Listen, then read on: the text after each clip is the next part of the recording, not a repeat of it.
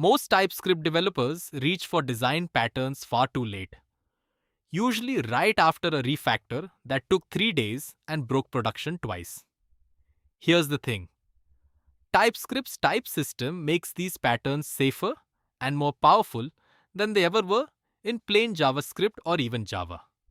Today we're implementing 3 patterns that solve real problems. Builder for complex construction, repository for data decoupling, and strategy for swappable behavior. And every single line is production-ready code, not textbook theory. Design patterns are not about memorizing 23 gang of 4 diagrams. They are reusable solutions to problems you will hit again and again. In TypeScript specifically, the type system turns these patterns from convention into enforcement. A misused builder won't just smell bad. It won't compile. That's a superpower most languages don't give you. So let's stop treating patterns as theory and start treating them as type-safe tools. Let's start with builder. Imagine constructing an object with 10 optional fields. The classic approach is a constructor with 10 parameters. And nobody remembers the order. Or you pass a giant config object with no validation. Both are fragile. The builder pattern lets you construct objects step by step with a fluent chainable API. And in TypeScript, we can enforce that required fields are set before you're even allowed to call build. Here's the first iteration of a builder. Each setter returns this, so calls chain naturally. We accumulate state internally, then assemble the final object in build. Notice how readable the call side becomes. Every value is named by the method that sets it. This is already a massive improvement over positional arguments. But there's a flaw. Nothing stops you from calling build before setting the required URL. That cast to HTTP request on the return line is a lie. We tell the compiler. If a caller forgets set URL, the type system stays silent and we get a runtime crash. For an advanced codebase, that's unacceptable. We want TypeScript to refuse to compile a build call until every required field is present. The trick is to encode the builder's state in the type itself. Now the advanced version, we track which keys have been set using a generic type parameter. Each setter returns a new builder type that adds its key to the set.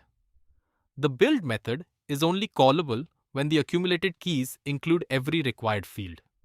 If you skip set URL, TypeScript literally removes build from the autocomplete and throws a compile error. This is compile time guaranteed construction. And it's gorgeous. Watch what happens at the call site. If we set URL and method, build compiles cleanly. But forget set method and TypeScript rejects the build call with a precise error. This context doesn't match. This is the polymorphic, this parameter doing the work. Build only exists when set extends our required union. No runtime checks, no defensive coding, just the type system catching the bug before it ships. A quick reality check.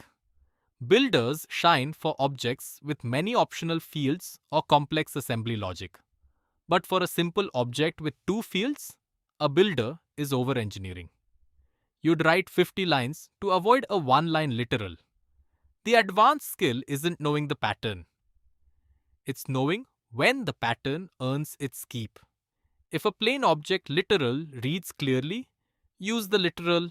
Next up, the repository pattern. The core idea is decoupling. Your business logic should not know or care whether data lives in Postgres, MongoDB, an in-memory map, or a remote API.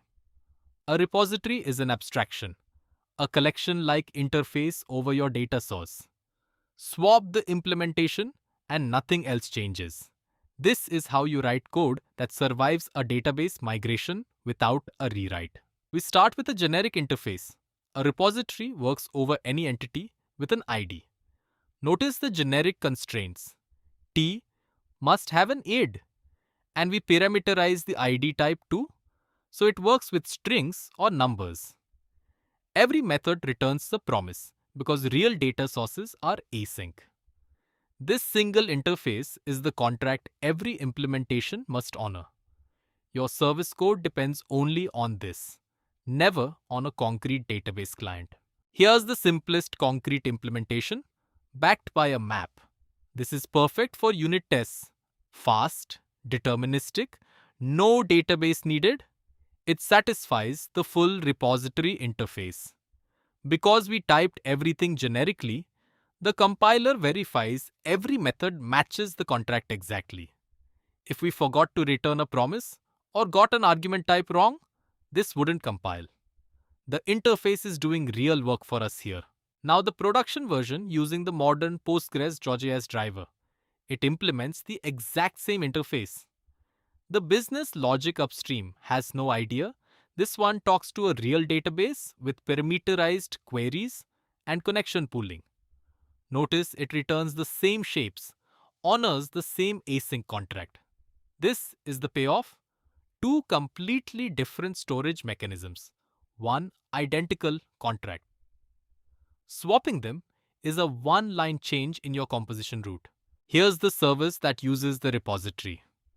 Look closely. It accepts a repository in its constructor.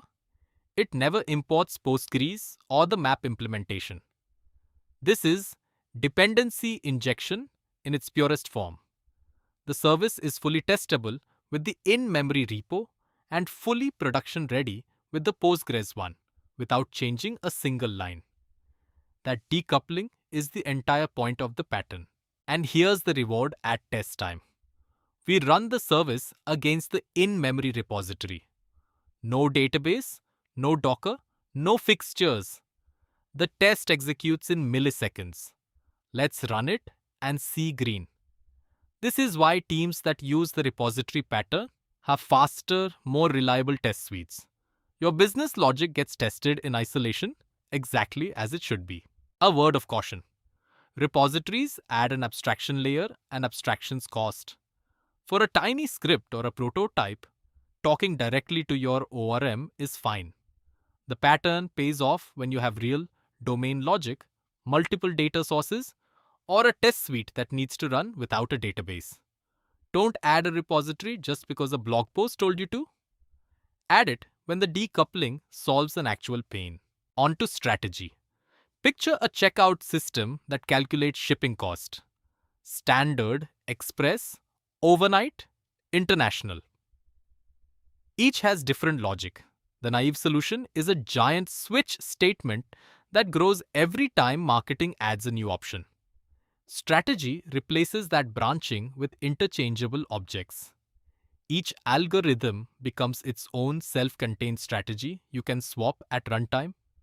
The result is open for extension, closed for modification. We start with a single interface every strategy implements. One method, calculate, taking the order weight and returning a cost. This is the contract.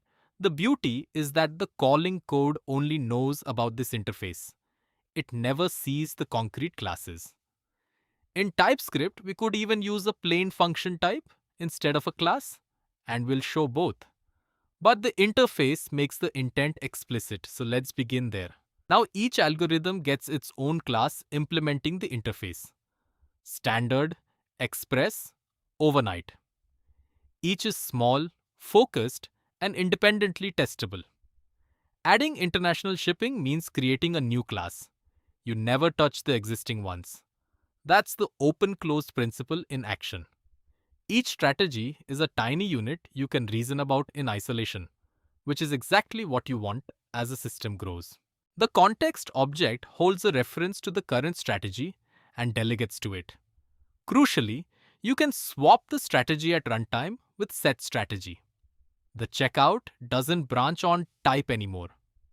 It just calls calculate and trusts the strategy. This is composition over conditionals. The behavior is injected, not hard-coded, which makes it trivially configurable per customer, per region, or per A/B test. Watch the swap in action. We create a checkout with standard shipping, get a cost, then switch to express on the fly, and recalculate. No conditionals, no rewrites. The same checkout object now behaves completely differently. This is the runtime flexibility that a switch statement can never give you cleanly. Each strategy is plug and play. Here's a TypeScript twist the Gang of Four never had. In a functional language, a strategy is just a function. We can define a strategy type as a function signature and store strategies in a typed record. The satisfies operator guarantees every entry matches the contract while preserving the literal keys for autocomplete. For many cases, this is leaner than classes. No boilerplate, full type safety. Why satisfies and not a plain type annotation? If we annotated the record as record string strategy, TypeScript would widen the key type to string and we'd lose the specific union of keys. With satisfies, we get the best of both. The compiler still checks every value is a valid strategy, but it remembers the exact keys. That's how key of type of gives us the precise shipping type union for free. This is modern TypeScript at its finest. Now let's connect everything. Real systems compose patterns. Here, a service uses a repository to fetch an order, a strategy to price its shipping, and could use a builder to assemble the final invoice. Each pattern solves one concern. Together, they form a clean, layered architecture where every responsibility has a home. This is the difference between a code base that scales and one that becomes a tangle of special cases. Step back and see the architecture. The repository sits at the data boundary, isolating storage. The strategy lives in the domain, swapping behavior. The builder handles construction at the edges. Each operates in its own layer with a clear contract. When a new requirement lands, you know exactly which layer to touch. And the type system keeps the others honest. Let me save you some pain. Anti-pattern 1. A repository with a generic query method that takes raw SQL, that leaks the data layer and defeats the abstraction. Anti-pattern 2. A strategy with so many parameters, it needs its own config object. That's a sign your strategies aren't actually interchangeable. Anti-pattern 3. A builder that allows an invalid intermediate state. Keep the contracts narrow and honest, and these patterns reward you. So how do you choose? Reach for builder when construction is complex or has required field rules. Reach for repository when you need to decouple from storage or test without a database. Reach for strategy when you have interchangeable algorithms behind one operation. And remember the meta rule. Patterns are answers to problems. If you don't have the problem, don't apply the pattern. Premature abstraction is just as costly as no abstraction. You now have 3 production patterns in your toolkit, each implemented with modern TypeScript features that the original Gang of Four could only dream of. The type system isn't just documentation here, it's enforcement. Use these patterns deliberately, where they solve real problems, and your code bases will be cleaner, safer, and far easier to change. That's the mark of a senior engineer. Let's lock in the 3 things you learned. 1. The builder pattern can enforce required fields at compile time using polymorphic this and phantom generics. 2. The repository pattern decouples your business logic from storage, making it swappable and testable. 3. The strategy pattern replaces sprawling conditionals with interchangeable behavior. And TypeScript's satisfies operator makes function-based strategies elegant and precise. Next up in the TypeScript track, we tackle the factory and observer patterns, plus dependency injection containers. Subscribe so you don't miss it, and drop a comment with the pattern you find hardest to apply in real code. I read every one. See you in the next deep dive.